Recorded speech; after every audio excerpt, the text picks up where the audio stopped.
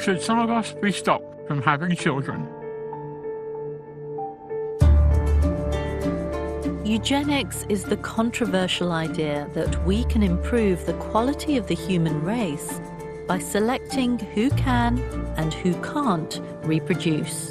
It would have been better by far for them and for the rest of the community if they had never been born. For more than a century, eugenics led innocent people, the disabled, the poor, the non-white, to be segregated, even sterilized, in the name of science. It was a formative influence on Adolf Hitler and a driving force of the Nazi death camps.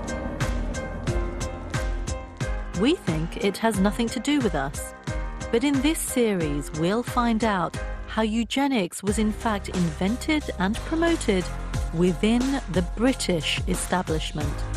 My Goodness. British idea. We invented it. The greatest horrors of the 20th century, the ideological roots are partly right here in London, near where I live. I'm Angela Saini, an author and a science journalist. I'll be investigating the British scientists who came up with eugenics and asking why it became popular. I'll explore how this flawed idea managed to affect town planning, our education system, immigration laws, even attitudes to birth control. Put one of those over your cervix, you are literally promoting the strength of the race. It's off-putting as well. I'm Adam Pearson, a reporter and disability rights activist. I was born with a genetic condition. I'll find out how eugenicists ruin people's lives. He was also known as a rat catcher. He'd go looking for people that were different. She was treated brutally. I want to know, are we about to enter a new age of eugenics, as medical breakthroughs give us the power to manipulate our own DNA?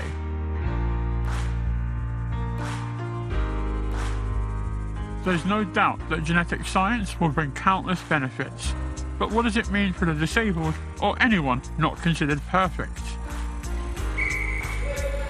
If you're telling me that a world without me is a better world, what does that say about me? That's eugenics, isn't it? Exactly.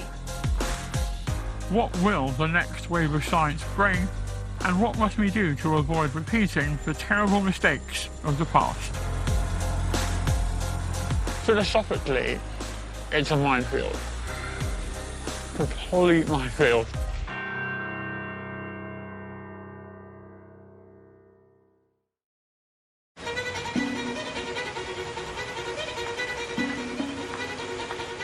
Bloomsbury in central London. In the 19th century, this was the intellectual heart of Britain, home to famous scientists and writers. But I'm here to investigate the darker side of this illustrious past. What I really want to do is understand the connection between this place, London and Britain, and the history of this terrible idea. That this is the kind of thing I really want to dig deeper into. You know, where do these ideas come from? Eugenics begins with Charles Darwin's theory of evolution. Although he had no idea how it would go on to be abused, the implications were there, embodied in a creature familiar to us all.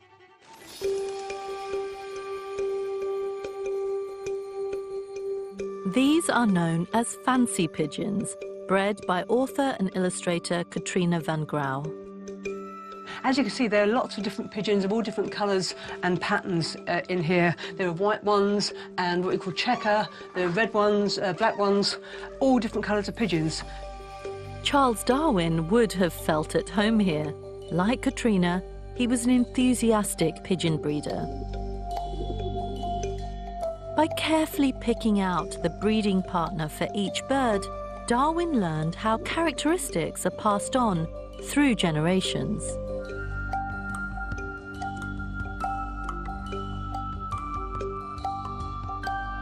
Your house is absolutely chock full of skeletons like these and these beautiful drawings that you've done. Thank you.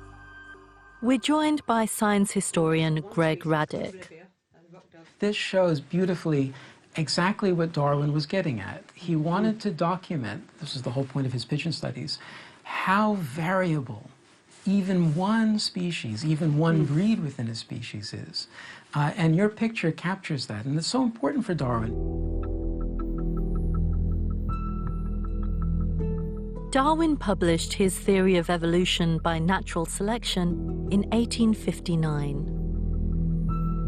Soon after, one scientist wondered what artificial breeding might mean for humans. He was Francis Galton, Darwin's cousin. Galton reads the book and gets excited because those qualities are inherited. Galton thinks if we can do that to dogs and pigeons and horses, what could we do to ourselves? Imagine if we gave a 20th of the attention to improving ourselves as a species as we give to our dogs and our cattle. What a galaxy of genius we might create. Galton coined the word eugenics, meaning well-born. Right, so that is the start of eugenics then. That is the point at which people start to think that artificial breeding of the kind that you do with pigeons perhaps could be applied to people, that we could do the same to ourselves. Yes, absolutely.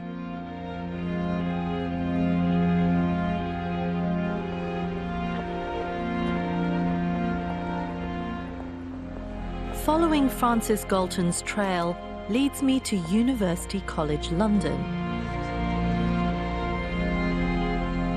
Curator Subhadra Das looks after Galton's personal archive.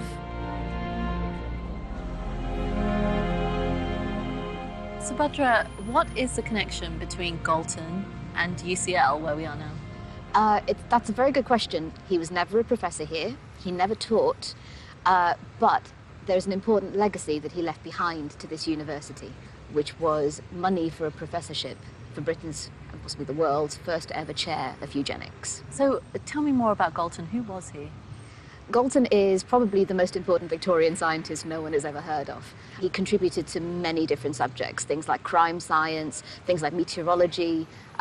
He was an African explorer. He did all of these different things. But his particular genius was statistics, and what he wanted to do was to understand the mechanism of heredity. How are traits passed from parents to their children? Deep inside the archive are objects belonging to the eugenics department that Galton helped to found here more than a century ago. Among them are a few unusual items invented by Galton himself. I have a little box of tricks. Okay, so this... So what are these? They look like gardening gloves. They do look like gardening gloves. They are gloves. Left-hand glove has been modified. So there is a piece of felt, like a little felt pocket across the top two fingers there, and we can take out a little piece of paper in there. Yep. Oh my goodness. And then the other modification is if you look in the thumb, can you see what's coming out the thumb there? And there's a needle. And the needle. Yeah. A sharp end of a needle. So what was he doing then with that needle? They are Galton's counting gloves, and what they are is simultaneously a covert counting and rating device. So it's a secret way of measuring something. Yeah, the way that it would work, if I could demonstrate to you, is like this. So at this moment in time, I am counting. You're measuring something, you're counting. Yeah, you can't even tell. That's so creepy. It is, isn't it? But what was he measuring? Gets creepier. So what he was measuring was the relative attractiveness of women in different metropolitan centres in Britain. So every time a woman walks by, he's making a hole in the piece of paper, and where he makes the hole is his judgment of her attractiveness. It's just bizarre. You can just imagine him kind of standing on a street corner, this creepy old man with his hands in his pockets, watching the girls go by. Why did he think this was of any use, scientific use at all? Well, so in terms of the eugenic state, the best babies come from intelligent mothers, and Galton equated intelligence with attractiveness. Which, if this project is going to be carried out nationally, you need to know where the best incubators are. And then from that, you take these people with the beneficial traits and get them to breed. Absolutely. And he wanted to increase the quality of the race because his concern was degeneration. There's growing urbanization, there's growing industrialization, there's a growing underclass of urban poor, which he sees as completely criminal. And so he's concerned that those type of people are going to now start outnumbering his kind of people. So the only way to win is to win the breeding game. Galton set up a laboratory to measure the physical differences between thousands of people. To do this, he analysed vast swathes of data. In the process, he helped invent modern statistics, including key concepts like standard deviation and regression to the mean. Eugenics is a discredited science, but the basic ideas that are inherent in it, we've kept the statistics.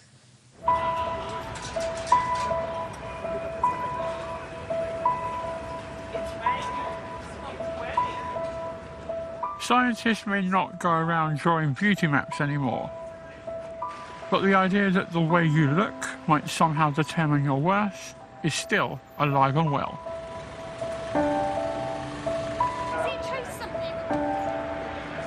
There is a great deal of stigma that comes with disability and disfigurement.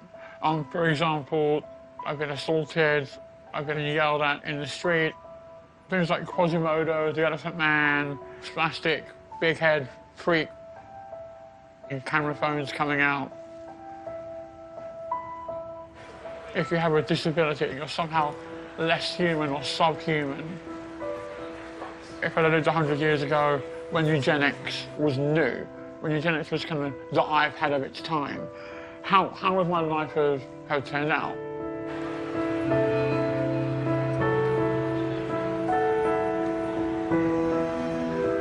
To understand this, I'm investigating the way Galton thought looks could be used to identify the right sort of people, those who should breed, and the wrong sort of people, those who should not.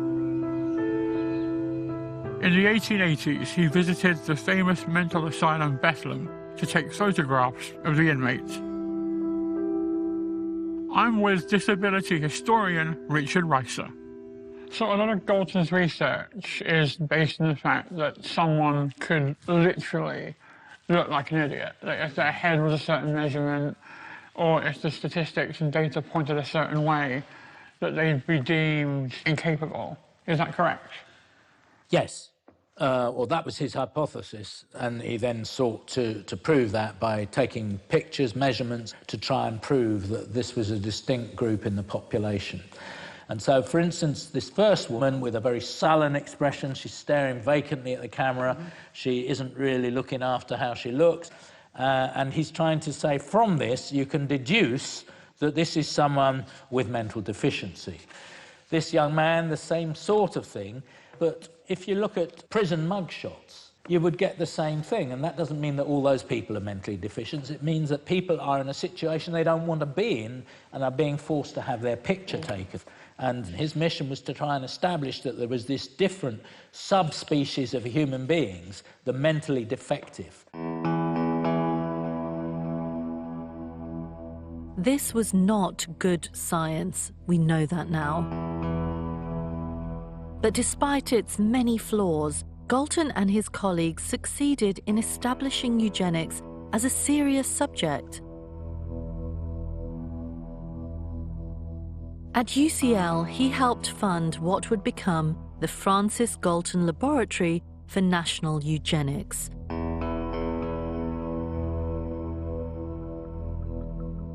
Researchers here weren't just occupied with disabled people and the so-called mentally deficient, they also turned their eyes to people of other races. In the early 1900s, we begin to see disturbing links between British researchers at UCL and race scientists in Germany. Subhadra, that is just the creepiest thing I've ever seen. So these are glass eyes? These are glass eyes. But why was this important to understand that people have different eye colours, and why? What does it matter? Well, because it's associated with racial types. So this is very similar to the eye gauge that we were just looking at, but this time it's with hair. So you'll see it says hair colour gauge, Professor Dr. Eugen Fischer. So this is an object of Fischer's design, and as you can see, there's different hair colours represented. So I would be somewhere here, 27. Well, both of us would, over here, 27. Exactly. And this device is specifically designed to measure the relative whiteness of mixed heritage people, and he is measuring the relative whiteness of people who are the children of European soldiers and native African women. This object has a sinister history. It was used in the early 1900s as German imperial forces quashed an uprising in their colonies in southwest Africa, murdering as many as 80,000 people in the first genocide of the 20th century. The designer of the hair gauge, Eugen Fischer, experimented on prisoners, injecting them with tuberculosis and smallpox and measuring decapitated skulls. Fischer wrote books condemning racial mixing and justifying white racial superiority. His work would directly influence Hitler and Nazi policy. And just 2 years after the end of the genocide in southwest Africa, the Fischer hair gauge ended up here at UCL to be used by this man. Professor Carl Pearson was Galton's protégé and the first chair of national eugenics after Galton died. Professor Gavin Schaefer, a historian, has looked at the research that Pearson carried out in London's East End to build his theories of racial difference. Gavin has a personal connection to this. My great-grandparents would have lived in this neighbourhood. They, in fact, did just live up the road. And I am part of well, like so many of us are, I am part of the story that you're telling. The Jews-free school in the East End was among the places Pearson visited. He wanted to carry out physical and mental tests on the children of immigrants. His work ended up in a report that was full of racial stereotypes. Taken on the average, this alien Jewish population is somewhat inferior physically and mentally to the native population. They will develop into a parasitic race. Pearson's claim was that the British race was degenerating. The eugenics solution was to stop Jewish immigration. The argument that he's trying to make is if it can be shown that this immigrant population is weaker, worse than the general population, then there is a case for not allowing more of them to come to Britain. Pressure from eugenicists like Pearson hit their mark. Laws passed before and after the time of the First World War placed tougher restrictions on immigration. The work of eugenicists feeds into social thinking. As politicians are deciding to restrict immigration, to stop poor immigrants coming from Eastern Europe if they possibly can, their ideas are shaped by social Darwinist, eugenical thinking on racial superiority and inferiority. So today, do you think we still live with a legacy of those ideas? I mean, do we still think in these terms now? Immigrant communities, refugee communities continue to face hostility, to be targeted by legislation that tries to keep them out. We still want to keep a fence around our nation. And whilst I don't think it would be fair to say that the principles keeping up that fence are now eugenical, it probably doesn't feel that different when you're on the wrong end of it. Nowadays, we live in a climate where we generally understand that racism is wrong, but I think we still are attached to ideas that between our different ethnicities there are solid, firm, maybe even natural differences. And it would be silly not to see that there is a line from those ideas that we still hold all the way back to the eugenics movement.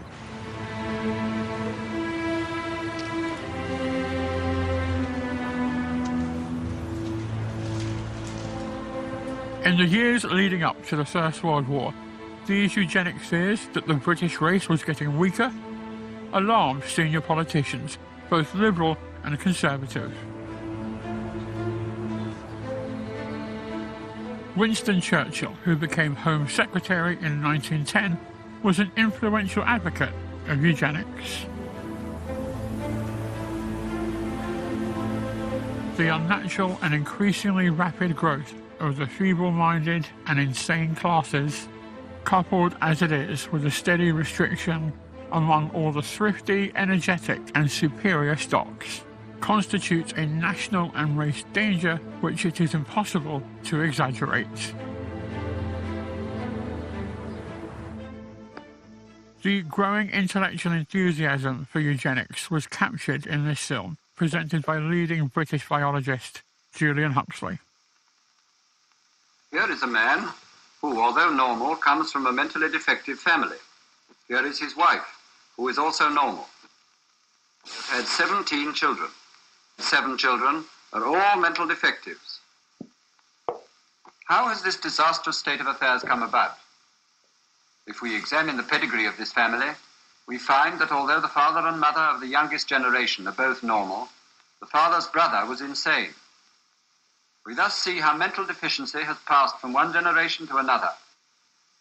But it would have been better by far, for them and for the rest of the community, if they had never been born. British eugenicists campaigned hard to ensure that so-called feeble-minded families were removed from the national gene pool. The result was the Mental Deficiency Act of 1913. Thanks to opposition from the Catholic Church and some MPs, it stopped short of an official sterilisation programme. Instead, dozens of colonies for what they called the mentally deficient were set up. In institutions such as this, all over the country, mental defectives are cared for. These are children who are helpless in every way and need constant attention. At the height of the operation of the Act, up to 65,000 people were kept in these colonies. So the whole thing was geared so that there wouldn't be any sexual liaisons. Of course, they found a way of getting together, but then the doctors in charge of the place would make sure that they didn't have the baby through abortion, and then they would sterilise them. And this was all unlawful, but it happened. I wanted to know more about how people were chosen to be locked up and what it meant for them. And what's this? Who's Mabel Cooper? Well, Mabel Cooper was at one of these hospitals, St Lawrence's, and she was picked up in Islington because it was deemed her mother couldn't look after her, and she was then assessed a number of times. Here we have a case paper of her mental deficiency. We have a Dr. Casey saying this is an imbecile girl of 13 whose intelligence is not superior to that of an average 7-year-old, incapable of telling the time. And then the second doctor says she can read only a few 2- and 3-letter words, hesitant, guessing manner. She says 6pence and 2pence is 3pence. So that was the test. So I find this whole concept quite malicious and terrifying, in that Mabel herself was never considered, and her removal from society was more to benefit society than to safeguard her. Absolutely, and it was a shocking life for these people, really.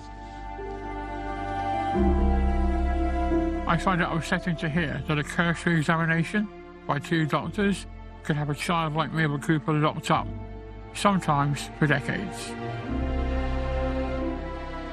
The fact it was very much a state-mandated thing is completely terrifying.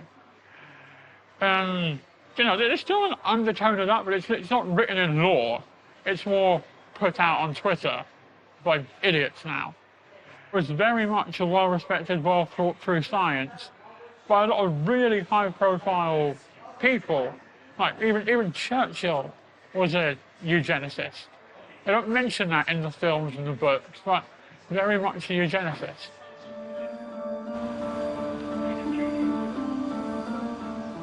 Lost in the haze of the eugenic dream are ordinary people, women, men and children like Mabel. The question for me is, how could individual lives be so easily sacrificed for a scientific idea? An idea that continues to shape how we live today. At the Wellcome Trust in London, Dr. Bonnie Evans takes me through the writings of a child psychologist whose job was to measure children's intelligence to help implement the Mental Deficiency Act. Cyril Burt is a psychologist. He's the first official psychologist appointed to the London County Council in 1913, and he was an incredibly powerful person. Burt came up with his own tests to assess a child's mental capacity. Today, we would call this an IQ test. This one is comparing lines, looking at which line is the longest or the shortest. These ones are to do with comparing faces, so children will be asked to look at the differences in the facial features. A child who failed could be sent to an institution. As a eugenicist, Cyril Burt was convinced that intelligence was mostly inherited. To him, a child he considered to be mentally feeble probably couldn't be helped. In 1933, he becomes professor of UCL at UCL, and he works very closely with government on many consultative committees on education. When, after the war, new moves are made to extend education and to make secondary education available to all, Burt's ideas of classifying and dividing at age 11 are used. Under the 11+ system, every pupil took an exam, and based on their results, they'd be sent to a grammar school, a secondary modern, or a technical college. The system was largely phased out by 1977, but even so, many selective schools across the country still use a form of 11+ today. Right, so Burt's ideas are what led to the system that many parts of the country still live with now. Yeah. And you know, the obsession with testing individuals as well, you know, that was something that Burt, you know, was the originator of. The legacy of these people is still alive, that we live with it, and it's affecting us. It's affected me in the tests that I took when I was growing up, and it will affect my children. Yeah, that's right. So, yeah, children are still being tested in this way. I found it incredibly disturbing and sad listening to what Bonnie had to say. What hurts the most is knowing that we still live with these ideas now through the selective education system. We're still trying to grapple with this incredibly ethically fraught idea of how do we give kids the best possible start in life. And so many mistakes have been made in the process of figuring this out.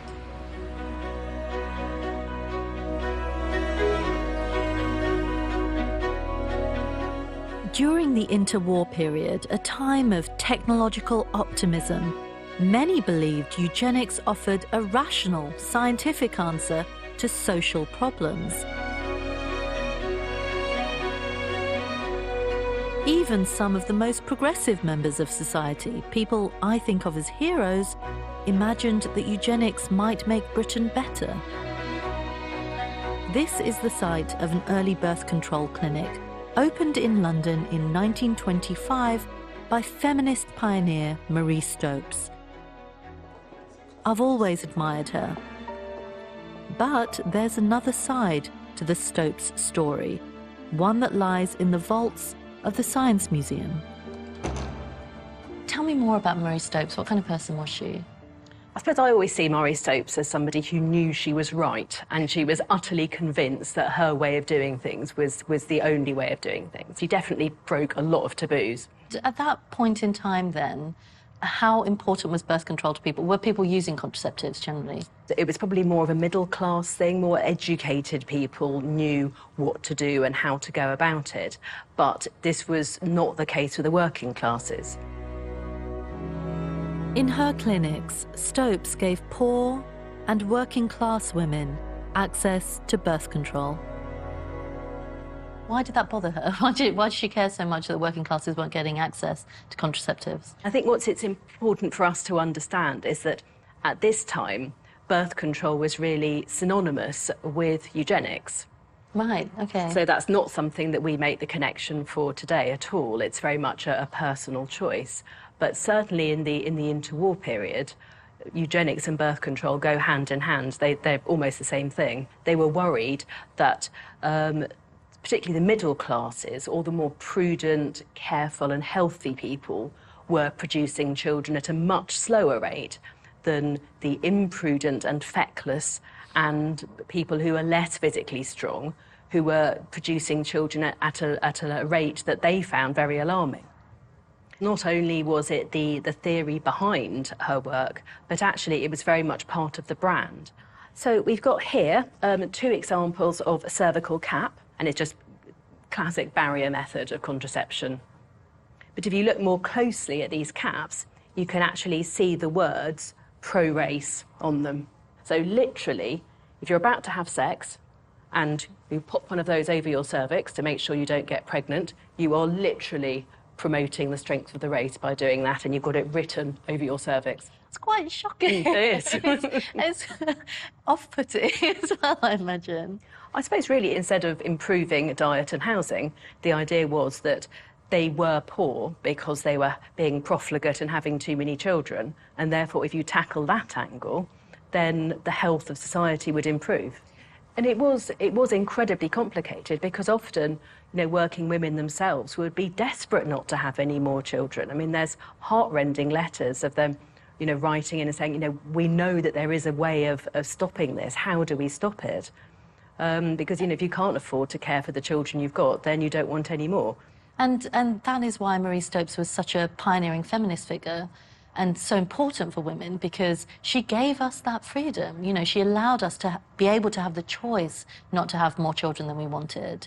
And, I mean, that's the complexity of her legacy then, I suppose. That on the one hand, we know she was a eugenicist. She has race written on the same contraceptives that she was handing out, but at the same time, she liberated us. I think what's really important for us to remember is that eugenics was not some strange, frowned-on sideline. This was absolutely mainstream.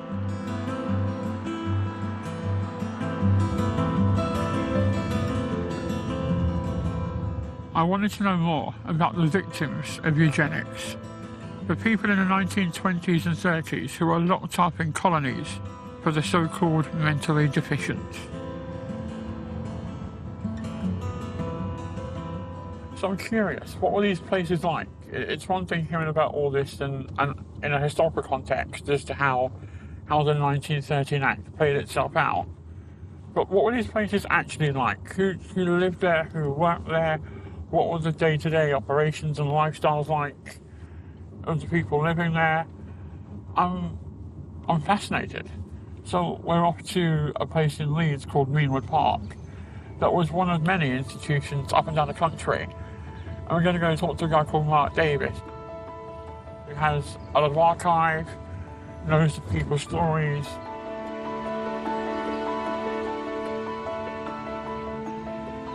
This particular block here is the old mansion. The house, 87 people. It was pretty tough. You came in here and the first thing they did was segregate the sexes, because it's all about stopping them procreating, you see. So you would have the male and female separated. They'd put you to work. If you were bad, they'd put you in seclusion cells. They'd have you scrubbing. They'd have you doing all sorts of things. It sounds a lot like prison. Yeah, essentially. And anybody coming here is a mentally defective. It was always classed once mentally defective, always mentally defective.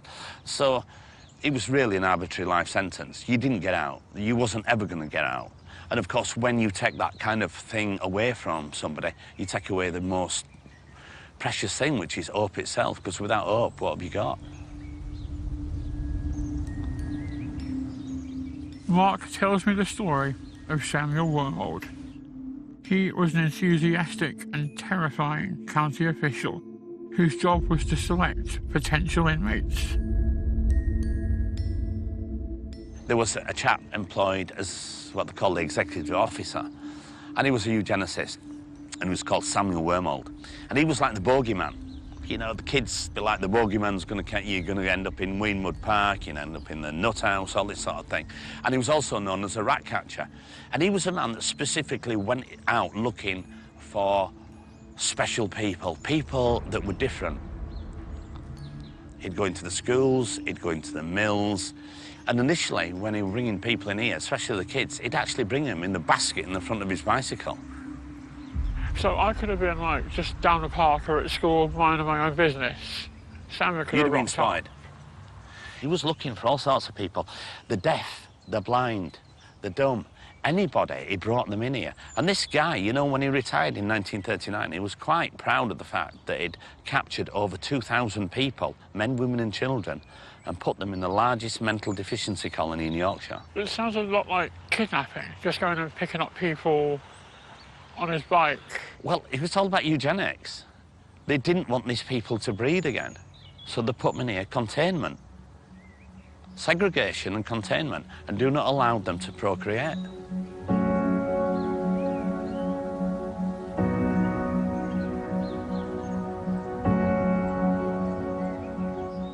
Reading Mark today was good, but also kind of sinister. Before I started this journey, I'd only heard of eugenics in kind of vague generalities, kind of the cliche, oh, it were well rough back in there.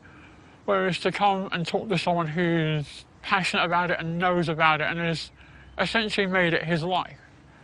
To hear kind of people were here for 50, 60 years for no good reason. And if I'd have been born here in like the 20s, as opposed to Croydon in the 80s, I'd have been picked up by some nutter on a bike, and I'd have been here for the rest of my life. It's just terrifying.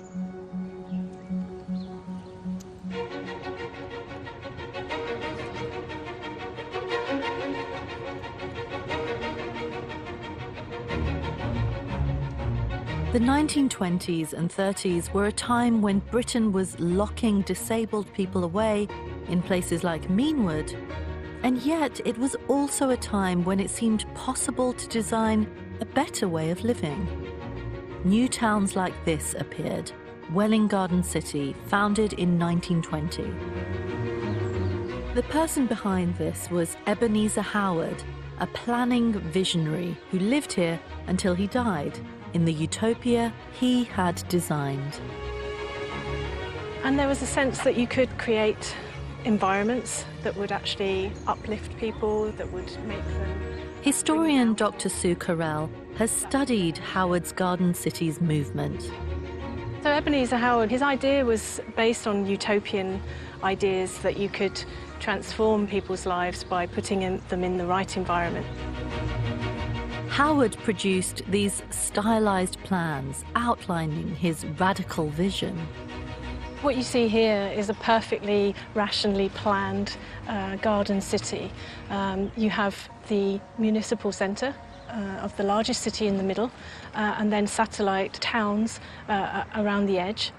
Everyone has a garden where they can grow their own vegetables. Everyone has enough space to live and to have children and to have big families, big healthy families. In these towns, everyone has their place, and those who eugenicists considered less desirable were separated, kept well away from the rest. Here you have the epileptic farms. There's homes for waifs. So these are kind of homeless, unwanted people. Home for inebriates. Yeah. And there's an insane asylum here. There's a separation of the desirable and the undesirable. The desirable people get to live in the cities and the nice suburbs with their beautiful names like Philadelphia and Concord, and everybody else is stuck in these kind of in-between places.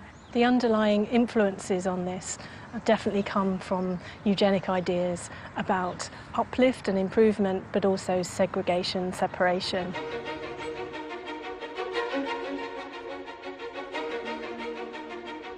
Many influential interwar figures were drawn to eugenics. Policies encouraging the healthy to have children and discouraging the poor from doing so seemed like a scientific way of improving society.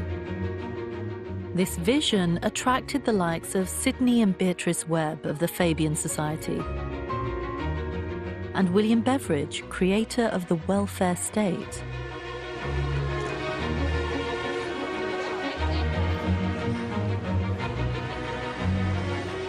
I think that's what I learnt in Welwyn Garden City. Here is a place that I could see myself living, and it was built on these principles of living a healthy, positive life in a society built on very rational, scientific principles. This idea that we can create a utopian future, that we can use the science and technology of the time to solve society's problems. I can't help but wonder if I had been around at that time and been part of those intellectual circles, whether these ideas would have appealed to me too. And that's quite a disturbing thought.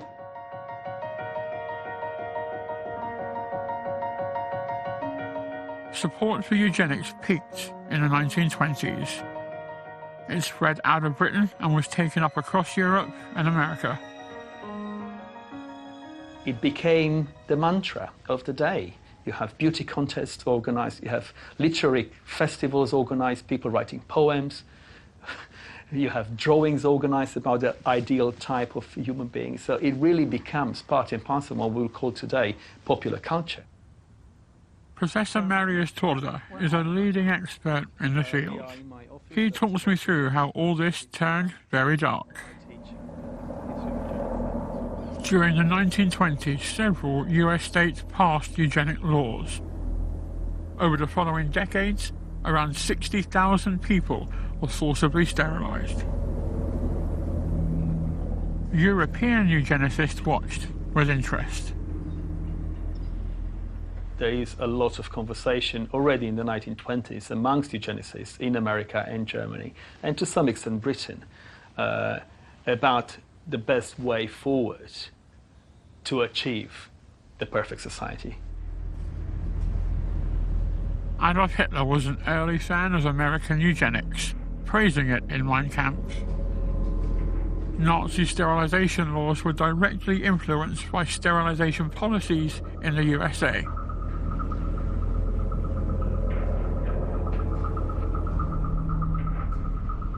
It's impossible to blame the Holocaust on any one thing. But along with anti-Semitism and nationalism, eugenics was a key part of the Nazi vision. It inspired something called Action T4, a project to murder the disabled. With respect to eugenic arguments, I think the T4 program is in a way illustrative of how the Nazi regime saw the creation of the internal cleansing of the national body, getting rid of all the weeds, defectives, people who don't conform, and indeed do not tolerate any form of disability whatsoever. Action T4 began in 1939.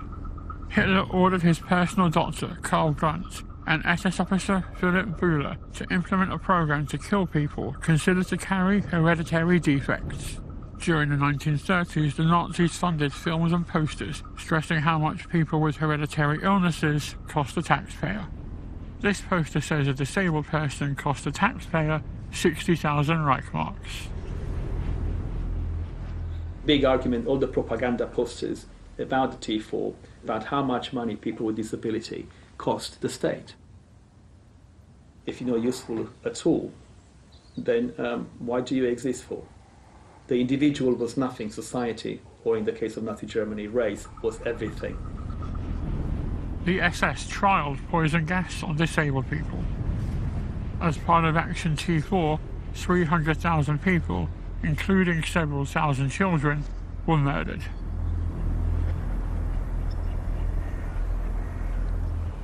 As I've been learning on this journey, Hitler's theories of racial hygiene didn't emerge out of a vacuum.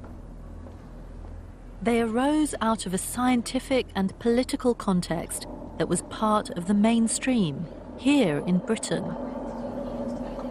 It's a history that curator of the Galton collection, Subhadra Das, has also struggled with. It's just shocking to think that these ideas, the birthplace of these ideas wasn't in Nazi Germany, it was right here, near where I live. Exactly. And in the university in which I work, we invented it. Galton is a British scientist. If you say eugenics, immediately, if people have even heard the word, they will think Nazis. But no, British idea. It's difficult to get your head around the fact that the greatest horrors of the 20th century, the ideological roots are partly right here in London, near where I live. I always find it difficult not to judge people by modern standards, but at the same time, maybe we can blame him partly for the legacies of these ideas and what came after he died. But I feel morally conflicted about it because he was also a man of his time.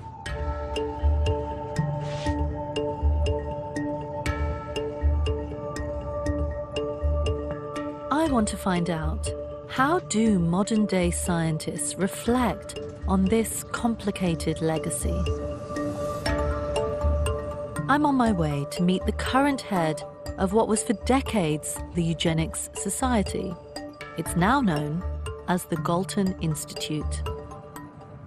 She's a very distinguished geneticist in her own right. She's had a very illustrious career. And what I really want to understand is, what does the legacy of Frances Galton mean to her? Why does she feel that an institute like this is still appropriate? And what she is doing leading it? Veronica van Heiningen could not be further from a eugenicist. Her research has advanced medical knowledge by identifying genetic mutations associated with serious eye diseases. Well, I don't know. I don't think so. She knows better than most the murderous consequences of 20th century race science. So these are my parents. Survivor of Mauthausen and of Auschwitz, Ravensbrück and Buchenwald. I do think a lot about my parents and wish I'd asked them more questions. My father never talked about his experiences, but my mother talked quite a lot. My mother was in Auschwitz as a Jew, of course, and all her family were killed in Auschwitz. So I had no grandparents on that side or the other side, actually. My father had been taken to a labor camp, and he survived that. And they married after the war, and I was born in Hungary in 1946. The Nazis wanted to purify the race. It's a really terrible idea ethically, but actually, in my view, biologically as well, because the greater diversity we can maintain, I think the better it is for the world. It's quite incredible to have that knowledge, to know that the terrible uses of eugenics. Absolutely. But then for you, now in the 21st century, to be head of the Galton Institute, which used to be the Eugenics Society. I mean, how do you square that? I just know that they are just not involved in any way in eugenics now, and that what we spend our efforts on is to bring modern genetics to as many people as we can. In order to avoid genetic abnormalities, we need to understand them, and that has been my life's work, really. But how does it feel for you to know that Galton's name is still used in these contexts, that the name of the institute that you're heading carries his name? Do you feel, I mean, how do you feel about Galton now? I think he was a great geneticist. I mean, he was the person who coined the term eugenics, and he was racist as well. I think people took his ideas and subverted them to much worse use. And I think it would be much better not to forget about Galton, but to talk about him. If we start along the line of rejecting all the people who had troubling and now dismissed ideas, and along with that reject all their other work as well, we're going to get into tremendous difficulties.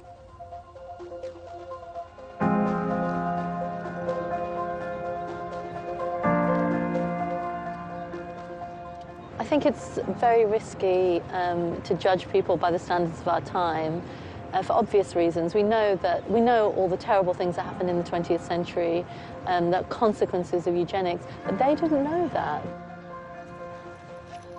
Because the view was that eugenics could have offered this glittering, wonderful new society very quickly, this utopia. And I guess that's a lesson for us now, to be careful when new science comes along, to not rush to deploy it in the real world, to think about the consequences of it and be careful.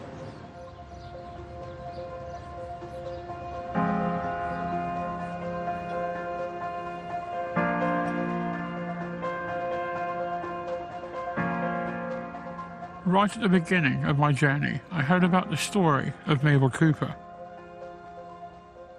She was locked up in 1957 after a cursory examination by 2 doctors.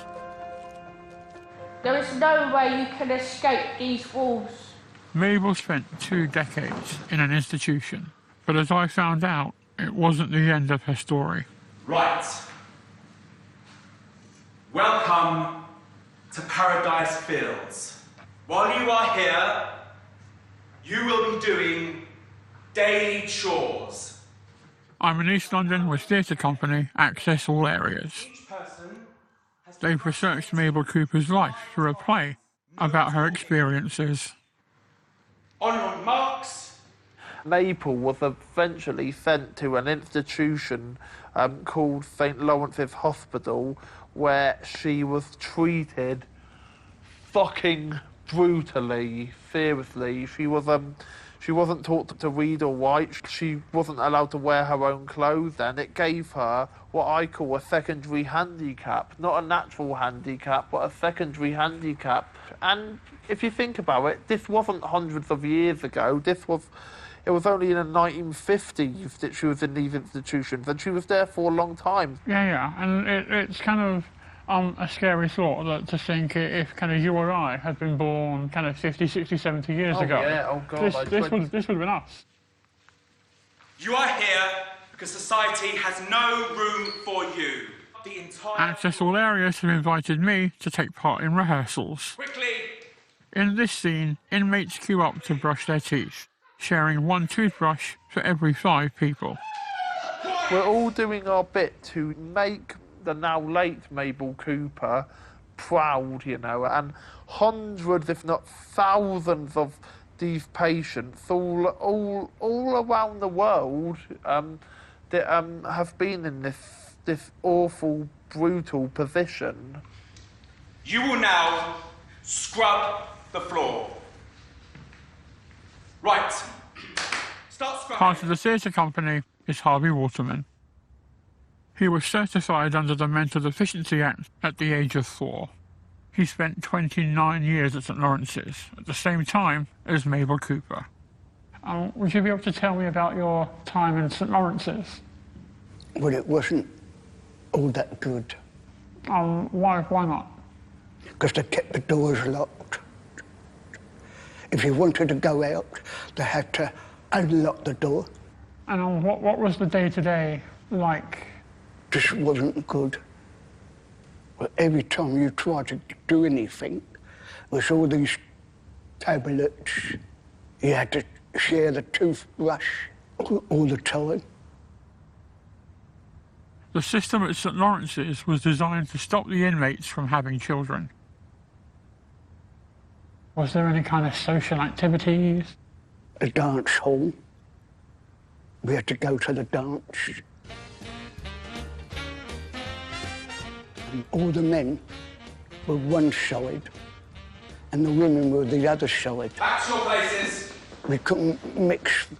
We couldn't go on the female corridors. Did you want to go on the female corridors? I'd like to see Gloria again. Tell me more about Gloria. She was my first one. How did you meet? We met at the hospital. And were you friends? Were you more than friends? Well, she was my first girlfriend. And how was that? That was great, because she was quite nice. And how do you feel now, kind of looking back at your experience in St Lawrence's? It makes me a bit happier being out. What would you say to people who may find themselves, for whatever reason, in similar circumstances? Find a way of getting out. As to Mabel Cooper, she left St Lawrence's in 1977. She then joined and eventually ran an organisation campaigning for people with learning disabilities. She was an inspirational person to many, co-authoring a book and receiving an honorary degree. For me, one of the worst aspects of eugenics was it caused so many talented people to be shut out of society. So would you say that this kind of, what is almost eugenic thinking is still echoing throughout the decades to now? Back in like the 19th century, they used to have freak shows. Like people like you and me would be, well, I would be the village idiot. You would be the elephant man. Yeah, you know, sorry to say, but you know what? I've said it about myself, good sir. But these days, you know, we can't afford a repeat of the last 60 or the last 100 years. We've come far, but our journey is far from over.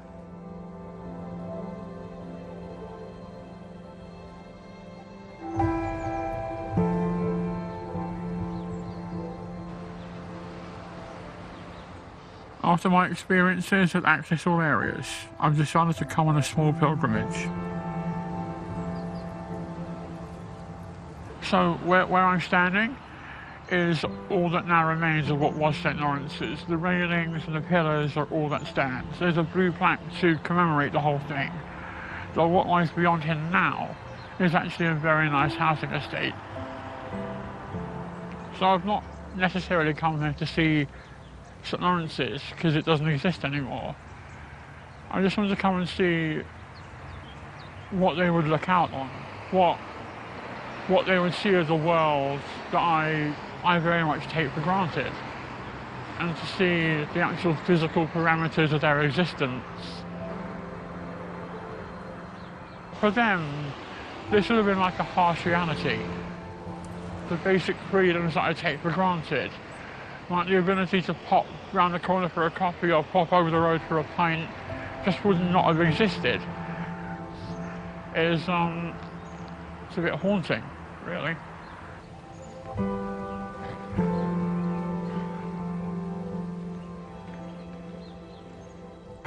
In the next episode, we investigate how the influence of eugenics continued long after the war.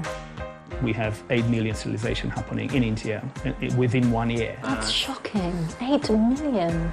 And do recent medical breakthroughs, combined with prejudice, mean we're about to enter a new era of eugenics? I think we need to kill these people, at the very least imprison them.